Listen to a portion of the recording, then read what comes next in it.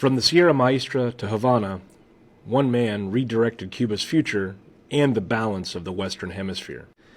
I'm Matt Hasquin. I'm a high school history teacher, and I'm taking you through Billy Joel's We Didn't Start the Fire line by line. We were hula hoops yesterday, and today we're moving on to Castro, so I'm here to talk about Fidel Castro. When Billy Joel sings Castro, he's pointing to Fidel Castro, the revolutionary who toppled Cuba's Batista regime and steered the island into the spotlight of the Cold War. So the background goes like this.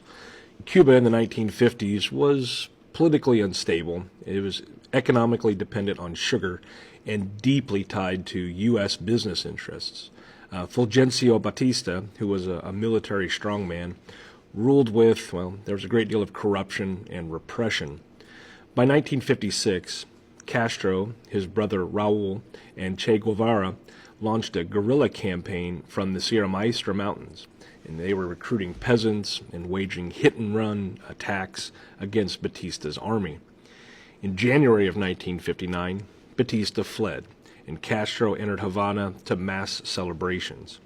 And at first, many Cubans hoped for reform, land redistribution, and then honest governance. But Castro consolidated power fast. He was executing former officials, he was silencing dissent, he was nationalizing industries, and U.S. leaders watched uneasily as Cuba drifted towards the Soviet sphere of influence. And by 1960, 1961, the break was clear. Castro signed trade deals with the Soviet Union, seized American-owned property, and declared himself a Marxist-Leninist.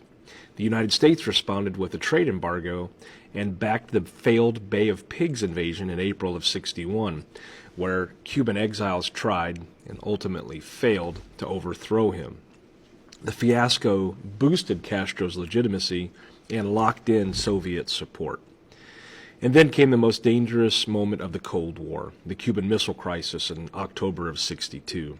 The Soviet Union placed nuclear missiles in Cuba, and U.S. reconnaissance planes spotted them. President Kennedy demanded that they be removed, and for 13 intense days, the world edged towards nuclear war. Castro pushed Khrushchev to stand firm and even strike first if invaded. In the end, Moscow agreed to withdraw the missiles in exchange for U.S. pledges not to invade Cuba and remove some secret missiles that the U.S. had in Turkey. Castro survives this, but he hadn't been fully consulted, which was an early sign that Havana was really never in the driver's seat fully. But still, Castro's Cuba became a symbol. It was a small island defying a superpower. It was exporting revolution to Africa and Latin America, and it was becoming a model and a warning of anti-U.S. nationalism. At home, Castro's government expanded literacy and health care, but it also imposed one-party rule, and censorship, mass emigration as opponents fled from Cuba. When we tie it back to the song, in one word, Castro, it signals a turning point where revolution, superpower rivalry, and these ideologies collided just 90 miles off of America's shore. And the reason why Castro matters, Castro reshaped Cold War geography. He turned Cuba from a playground of U.S. influence into a Soviet ally, showing how one revolution could change global strategy overnight.